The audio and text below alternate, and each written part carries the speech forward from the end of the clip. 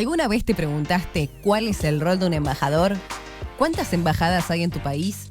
¿Cómo trabajan y cuáles son sus funciones? Hoy, la embajadora de Sudáfrica nos abre las puertas de su hogar en Argentina para poder conocer en profundidad las relaciones y proyectos bilaterales de ambos países. ¿Cómo es su historia? La convivencia entre diferentes culturas, su rol en el mundo, la vida de Mandela y el manejo del turismo de uno de los países más fascinantes del mundo. Hoy vamos a conocer el mundo de Sudáfrica en Argentina. Bienvenidos, embajadores. Embajadora, muchísimas gracias por recibirnos en su casa.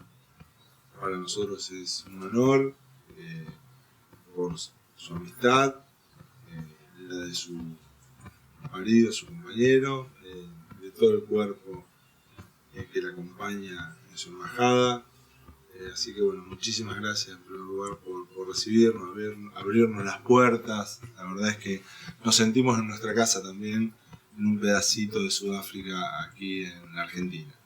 Thank you very much, Senator Pignocho, for making this opportunity for South Africa to share their story with Argentina. Thank you. Bueno, me gustaría primero gracias y después hablar de cómo es la vida de una embajadora en Argentina. O sea, la embajadora de Sudáfrica, cómo vive, qué hace en Argentina. Well, I'm sure they know how busy the capital city of Buenos Aires is. So in a city like this, the life of an ambassador, it's complex, busy, and diverse. Well, as you know that we interact with different sectors, the public sector, government institutions, and civil society. Well, on top of our agenda as an embassy, we need to advance South Africa's foreign policy, and we also need to establish relations between our two countries, such relations which need to be enduring. So it is my responsibility to lead the team in the embassy, because I'm not working alone, to lead the team to be doing all such tasks in all frontiers that we're always exposed to.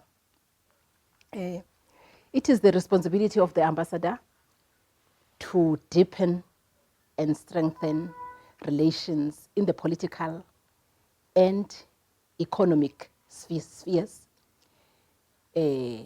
also to encourage people-to-people exchanges. So of interest is that tourism has been on the rise between Argentina and South Africa for the past years. As I've already said, I interact with different sectors. You may be aware that South Africa is faced with the so-called triple challenges, which challenges are the high levels of poverty. Unemployment is quite high in the country, and the levels of inequalities, well, which date back to the years of apartheid in South Africa. So in all we are doing, we are trying to promote our country in Argentina, especially in the commercial or the economic part, encouraging Argentine companies to have their footprint in South Africa and also to the rest of Africa. We are trying to do all this so as to increase economic growth and also to make more people have access to jobs, which is quite a challenge at the moment. Well, fortunately for me, I'm not alone in the embassy. I work with a highly committed, knowledgeable, experienced, and skilled diplomats and local staff. So they make my task much, much easier. And also, I'm fortunate that I do have my companion here with me, my husband, and our third daughter has just joined us also, which sort of gives me, a sense of, being a family. Well, in a foreign country. Yes. Well, we are lucky as South Africa that in both the capital and the provinces, we've been well received by Argentine people, which we really appreciate. Recién tuvimos la oportunidad de salir al balcón y uno ve o imagina ver que en el horizonte se ve Sudáfrica. Nos une un puente imaginario que lo tenemos que seguir construyendo entre nuestros países. ¿Cómo veo actualmente las relaciones entre nuestros países o cuál es la tarea más grande que le tocó desempeñar en su misión en nuestro país? Well, Senator, on the issue of bilateral relations, I would say the relations between South Africa and Argentina are stable, excellent, and enduring, and they happen at the highest level of government. We may remember that last year, when South Africa hosted BRICS, President Macri was invited by President Ramaphosa as his special guest. And throughout the year, as Argentina was hosting the G20 during 2018, we had a number of ministers visit Argentina. They were hosted from the north to the south of Argentina as the meetings took place in different provinces. The culmination of these BRICS meetings was the G20 summit, where we had President Ramaphosa also in attendance in Argentina. We have relations with different sectors at government level, the public sector as well, universities, in other academic institutions, as well as research institutions. We've also had, diverse linkages in different fields with Argentina, the fields of agriculture, science and technology, exchanges in culture, but well known to us is the enduring sport exchange, especially in the field of rugby. So as an embassy, we're working tirelessly that we still get more bridges between our two countries. We need to even connect our countries even stronger. Bueno, embajadora, me gustaría que nos hable un poco de la historia de su país, pero principalmente también de Mandela, que es un ícono, tanto para Argentina como para ustedes. Y para el mundo, sí, para el mundo. Well, South Africa has a long and checkered history, which dates back to about 100,000 years ago. Well, we hear of the first inhabitants having been the Hottentots and the Bushmen, who sort of lived a nomadic lifestyle, herding cattle, looking for pastures well, we had this always looking for greener pastures for their herd of cattle. Then the African-speaking people descended from the north and eastern part of Africa, also having the same practices. Fast forward, 1652, the Dutch settled in the Cape. They were on a ship on an expedition by the so-called Dutch East India Company, settling in the Cape. So that meant then the descent of the European people to South Africa. Then thereafter, the English also migrated to South Africa. Thereafter, the process of bringing in slaves to South Africa from East Africa, Madagascar, and East Indies. Then later, even people from the south of Asia started migrating to South Africa to work in the sugarcane plantations. Fast forward, we'll move to 1948, after the Second World War, when South Africa then created the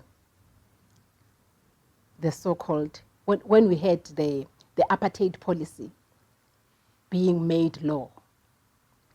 So what did this mean? It meant that different people had to live in different locations. This based on the color of their skin, discrimination. So this brought a lot of unrest, especially to the black community. In that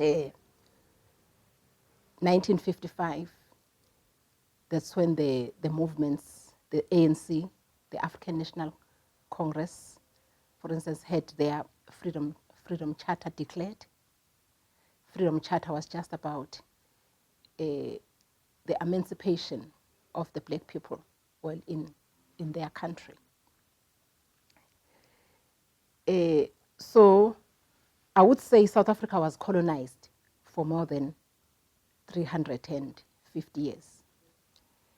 And also move on to say what this apartheid meant to us black people. It meant that we had to be located in faraway places from the cities. So black people had to commute to their workplaces. Some of them were moved forcefully from their original areas to remote areas. Why? Because those areas were regarded, well, they called those areas the whites only areas or European only areas. So we couldn't go to the same schools as fellow white South Africans. Even for public transport, if you got on a train, some coaches were reserved only for white people, whites only. The beaches, there were beaches only designated. So that was basically segregating, basically separating white people from black people. And a number of segregation laws. Some of them, which later on were even more rigorous and even more authoritarian with the former, laws of segregation. So that's when then the movement, the ANC and the Pan-African Congress, these movements started being very active. Well, realizing that negotiations were not helping, then they embarked on the armed struggle, which then led to some of the comrades leaving the country, living in exile, and some of the activists being imprisoned. So activists like Nelson Mandela. A well-known trial in South Africa is the so-called Rivonia trial, where Mandela and his comrades, 7 comrades, were imprisoned and sentenced to Robben Island. They were given life sentences on Robben Island. That was in the early 60s, 63, 64. Then we hear of the Soweto uprising, which was basically students in 1976. What students were actually revolting against was the introduction of Africans and some of these repressive laws which were imposed on South Africa on black people. So Soweto being in Johannesburg, the main black townships in Johannesburg. So this led to a series of other revolutionary activities in the country. The country just became volatile from 1976. Then we'll talk about the 80s, where we had then black on black violence, which was happening in townships. A number of lives lost during that period. But then South African government then started, negotiations, realizing that whatever was happening in the country was not sustainable. Well, in fact, it was inside the country, outside the country, because a number of countries also imposed sanctions on South Africa. Internationally, there were movements against the South African apartheid system. In South Africa at that time, or all countries, I would say, in Africa, had already had their freedom. It was only South Africa. So the pressure was from Africa, from the international community, and from within the country. So that's when South African government also then started negotiating with the liberation movements, which then led eventually to the unbanning of the ANC, the release of Nelson Mandela from prison in February 1990, and also South Africans who were in exile started coming back to the country. Well, and other comrades also were released gradually until 1991 from Robben Island. So talking of South African history, it's a very complex history. Eventually, in 1994, South Africa held our first democratic elections. Then this year, we are celebrating 25 years of being a free, democratic, non-racial and non-sexist South Africa. Well, talking of Nelson Mandela, Madiba as he's fondly known, his clan name, we know that Mandela is an international legend. He's an international icon. After his release, he also visited a number of countries. 1998, he visited Argentina.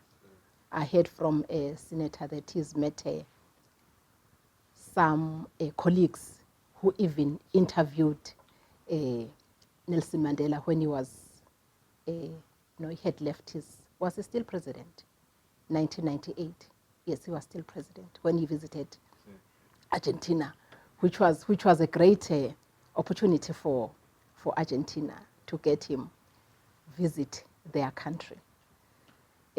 Well, last Estuvo en year... el Congreso también, en el Parlamento argentino. Oh, the parliament as well. Yeah. Well, in fact, we had such a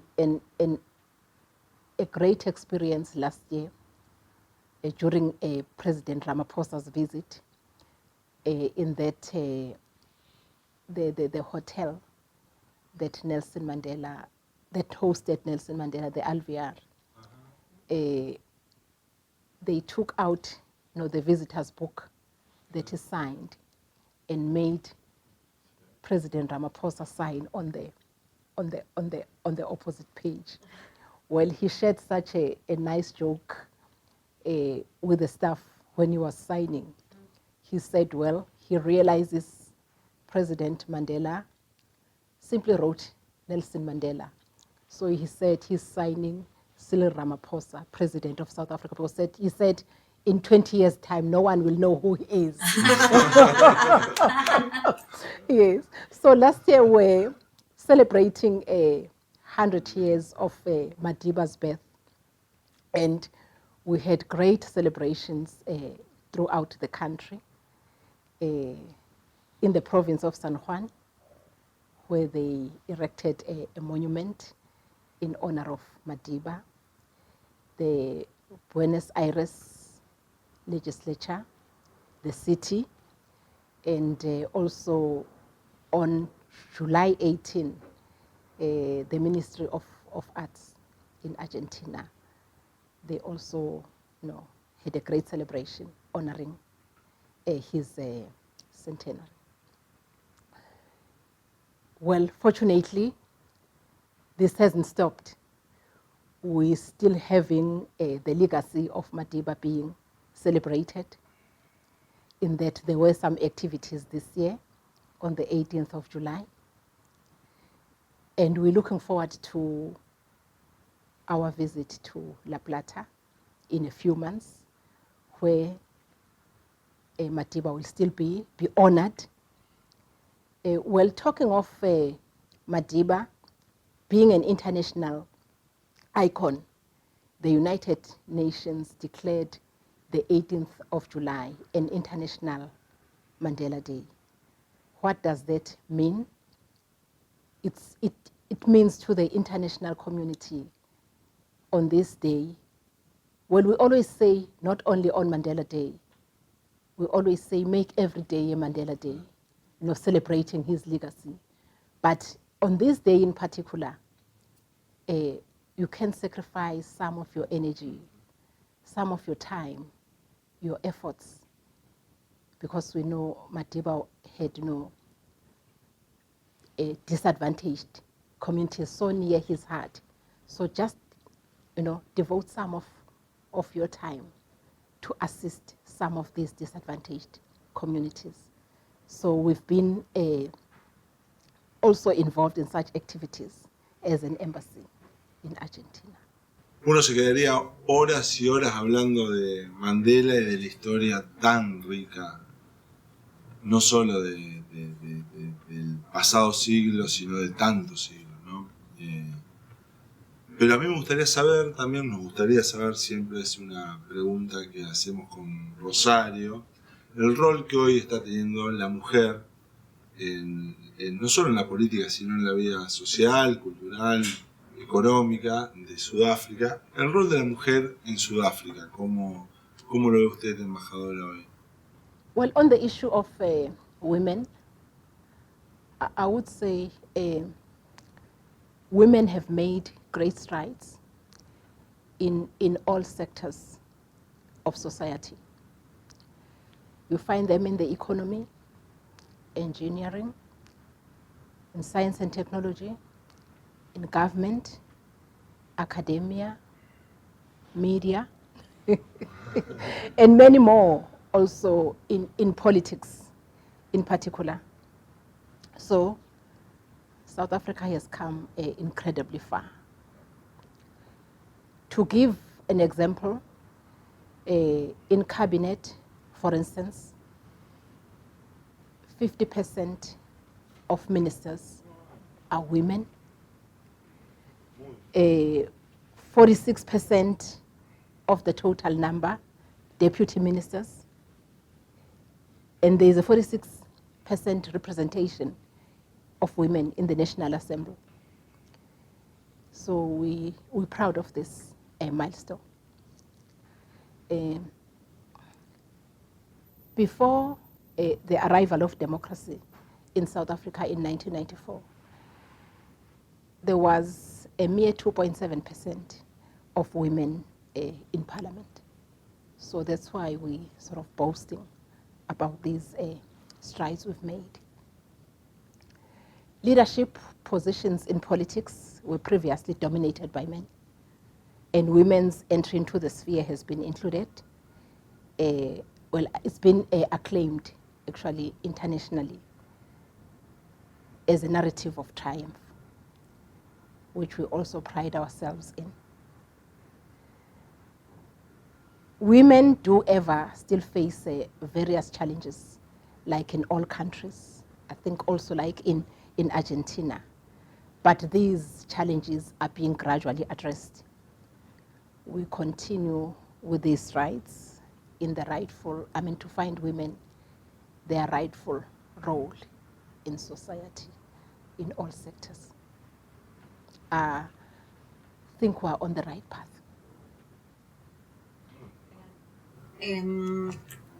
¿Cómo definiría la cultura de su país? Like the history of South Africa, the culture in South Africa is also very diverse, based on the diversity of South African citizens. I would say it's the most diverse in the world. The country boasts of 11 official languages. You must be aware of that.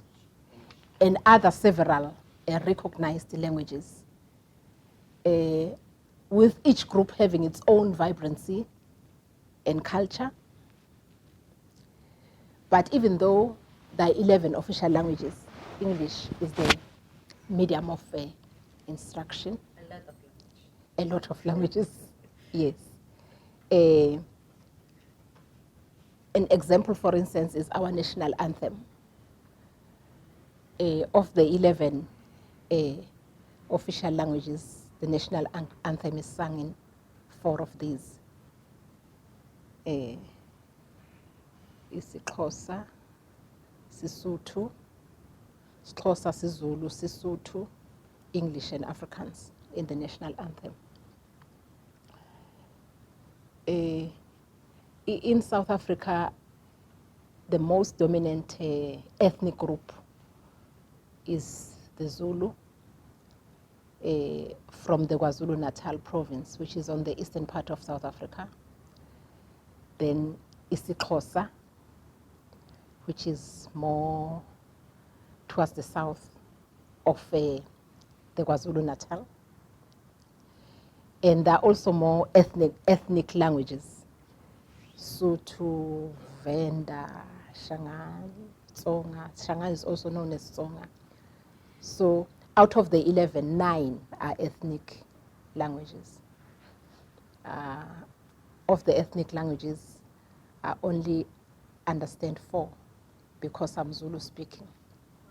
Yes, then my Zulu and my poor Afrikaans. So as you know that the population of South Africa is made up of people from different backgrounds. We also do get some mixed Africans between, well, they are mixed because there were also marriages between the different groups in South Africa.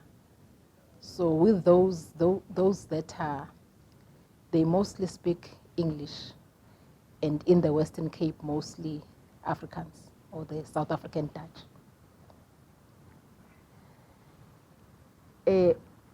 While South Africa is predominantly English speaking, white South Africans speak either English or Afrikaans. the English speaking are those who were originally English. And those that speak Afrikaans are those that settled somewhere in the Western Cape, the Cape area, which were mostly Dutch, French, or German. So talking about all these, that's why we find so many cultures in South Africa. We also, as I've said, get people of East Indian origin. But they will, in most cases, be speaking English, especially in my province, Durban. We get quite a big population. Castellano, no. Spanish? Spanish No one speaks Spanish. Not widely spoken. Yes, Spanish, I don't know. Unfortunately, it's not widely spoken. But it may be one of the languages that students or the kids may choose at school. Se estudia. Like, some of them, they do study Spanish. Spanish, German. It used to be Latin during my time. French. They can also study these additional language, but not. It's not commonly spoken in the country. So talking of South African cuisine, it's a fusion of African, European, Indian, and also we get many influences because we do get, for instance, also Italian shops, Italian restaurants. I've also seen Barisha. Yes, restaurants called Barisha in Johannesburg. So there is an Argentine, you must be happy, senator, an Argentine influence. Cuando termine el mandato, voy a poner una parrilla. Okay.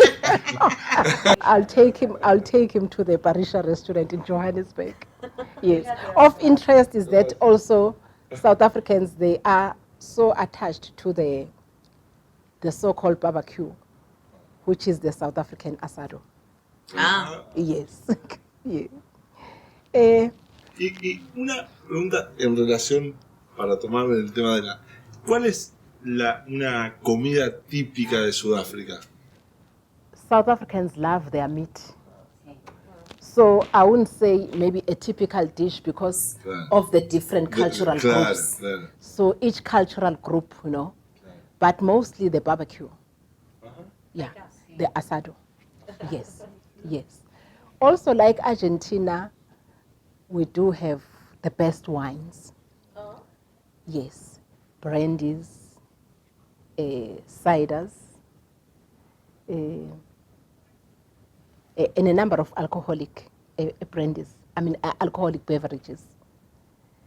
Well, you may be aware that our wine producing, it's a very old tradition. In fact, who started? Is it Argentina or South Africa? Who first produced wines? Because visiting Mendoza, I think they must have told me that they were also learning from the South African wineries. So I'm not sure who is ahead of the wine producing industry. Malbec. Our Pinotage. Yes. Also interesting is the fact that South Africans, like Argentines, they enjoy their cultural music and dance.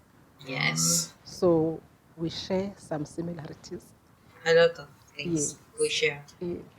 Me gustaría hablar un poco también de lo que es la cultura y todo el choque de culturas, porque uno cuando ve imágenes de Sudáfrica tiene todo un contexto y una carga ideológica y cultural que es muy fuerte, tanto con la música, con todo el trasfondo de la historia. Me gustaría ver cómo lo ve usted este choque de culturas permanente y cómo describiría la cultura de Sudáfrica. I would say there is more integration than clashes. Because even if we have our celebrations, let's say next month, September, it's the Heritage Month. So that's when we get to showcase our diverse culture. If government organizes a celebration, all cultures are represented. So it's more integration than, clashes. Habíamos comenzado la entrevista diciéndole que imagina un puente cuando uno sale de este balcón tan precioso, y alguna vez fuimos un mismo continente. Borges decía que la historia del universo se puede resumir en un segundo, es decir, que hace poco estuvimos muy unidos, y el gran trabajo que está haciendo usted junto con sus pares aquí en Argentina hacen que esa unión sea permanente. Y a mí me gustaría que nos cuente un poco el acuerdo que se firmó entre los ministerios o ambos ministerios de nuestros países en relación a la ESMA y a la isla Rodin. What I know is that the Minister of Justice, whom I met later on at ESMA last year, there was an event there. The Minister of Justice was in South Africa, in Cape Town, to be precise, and the Minister of Justice in South Africa.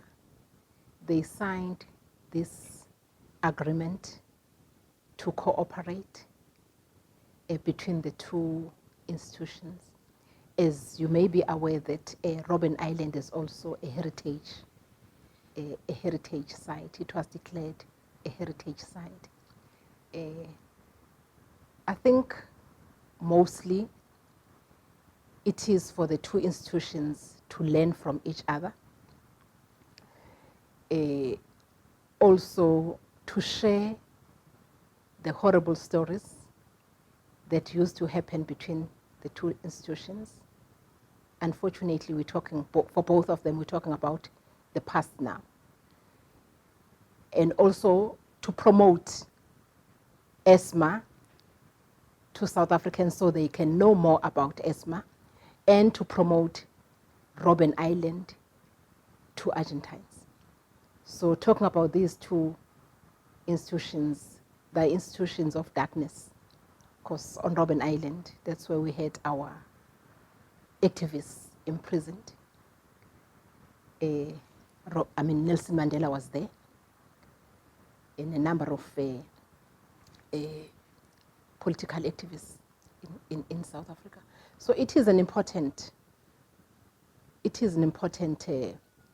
agreement in terms of the history of both countries, which history needs to be preserved for future generations. Embajadora, ¿cómo definiría el liderazgo de Sudáfrica dentro del G20 y del BRICS? Well, Rosario, you may be aware that South Africa is the only African nation that is represented in the G20 and BRICS. And South Africa remains committed to the consolidation of the African agenda on these platforms.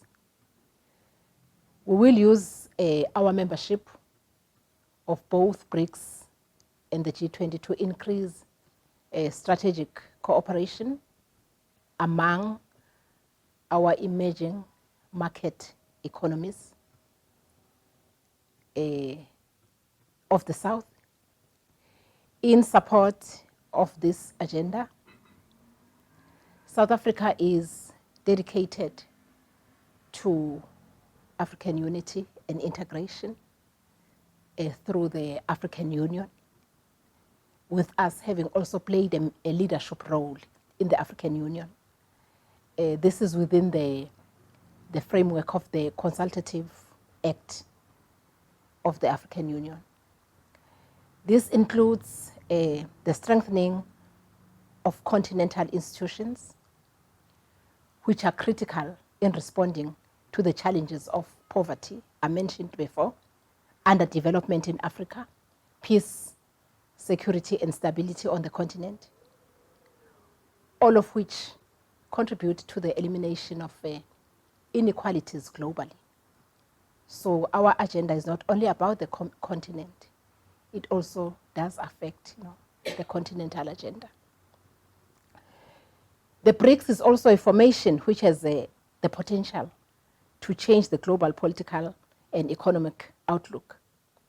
You must have heard about the new development bank, its Africa Regional Center, which has got its headquarters in Johannesburg in South Africa, and the contingency reserve arrangement known as the CRA,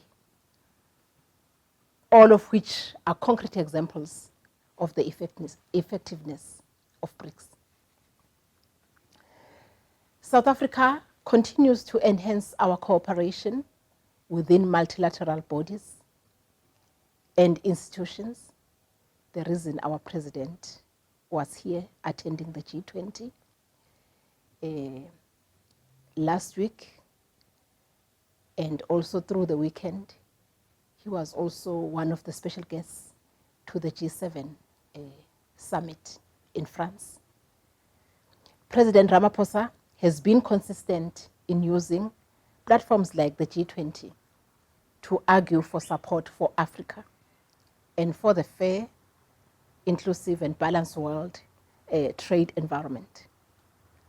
Much more must be done in order to achieve shared growth for the empowerment of women and the alleviation of poverty and reduction of these inequalities.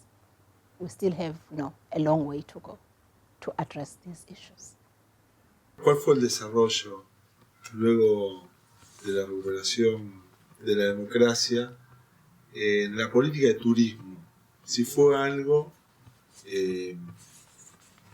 que por lo menos percibimos nosotros que tiene mucha importancia para el país, ya que se internacionalizó.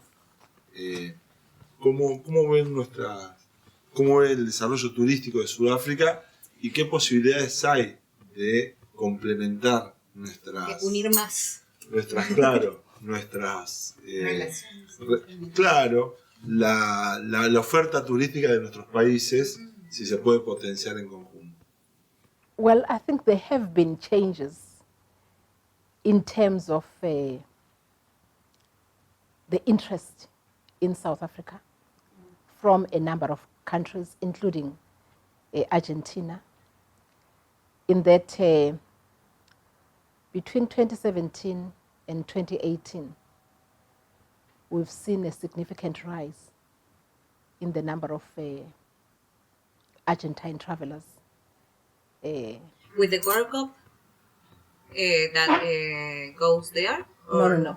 2017, 2018, there's been a rise in the number of Argentine people, choosing South Africa as their preferred destination. Well, I think it's for a number of reasons. It could be based on their interest. It could also be based on Argentine travelers realizing that visiting South Africa, does give them value for their money. Well, the tourism industry in South Africa is well established with an exciting sector of emerging entrepreneurs. We are strong on adventure, sport, wildlife, nature, as you know, of course. And South Africa is a pioneer and global leader in responsible tourism. Tourism in South Africa contributed 1.5 million jobs in 2018. In monetary value, it's approximately 28 billion US dollars. That's what it contributed to the South African economy, making it the largest tourism economy in Africa. So that's how important tourism is to our country. 44% of the tourism income comes from international travelers and 56% from domestic travel. So international travelers are very important to us. South Africa has long grasped the potential of travel and tourism to drive economic growth. That's very important. Create jobs and promote social development. Travel and tourism is a great resource for South Africa, and we're very proud that South Africa continues to be an affordable destination of choice. So what we need to talk about is the issue of direct flights between our two countries. Es un compromiso que asumimos, que vamos a pelear. Sign it. Sí. You will get the support, the full support of the embassy, Senator Pignocho. Lo vamos a lograr. Thank you. Bueno, muchas gracias. Fue un placer que Enorme. nos abra las puertas de su hogar y el mundo de Sudáfrica, acá en Argentina, pero también en el mundo, valga la redundancia. Así que muchísimas gracias. Well, thank you very much. I think you've supported us as the embassy, in raising the profile and knowledge about our country, South Africa in Argentina. It's much appreciated. Thank you.